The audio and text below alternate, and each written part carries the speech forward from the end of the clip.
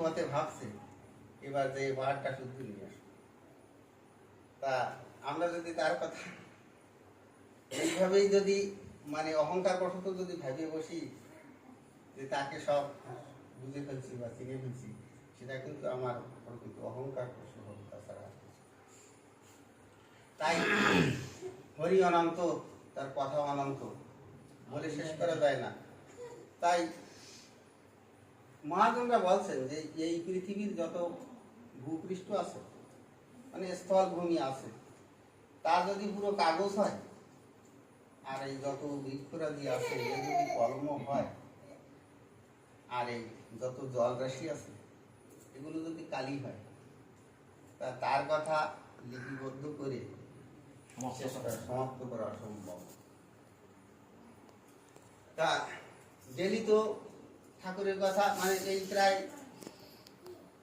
প্রতিদিন মানে সাপ্তাহিক সৎসঙ্গে তো প্রায় বলা হয় ঠাকুরের কথা, অনেক অনেক সময় অনেক রকম ভাবে বলা হয়, সবই ঠাকুরের কথা। তা আজকে আমি একটু বলতে চাচ্ছি, আমরা এই যে আন্ধ্রা গেলাম, তাই সেই উৎসবের সূচনা থেকে অল্প একটুখানি বলি। মানে কথাটা বলতে চাচ্ছি কেন, আমি যেখানেই যাই না কেন আমার একটা অভ্যাস, মানে কিছু সংগ্রহ করে আনার চেষ্টা করি।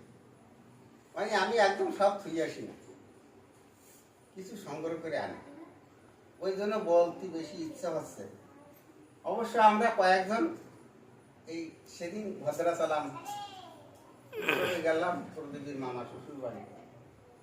তা সেখানে গিয়ে দেখলাম সুন্দর পরিবেশ। তা সেখানে সব তেলিপুরা, বেশি সংখ্যা ওর ভিতরে মায়ের।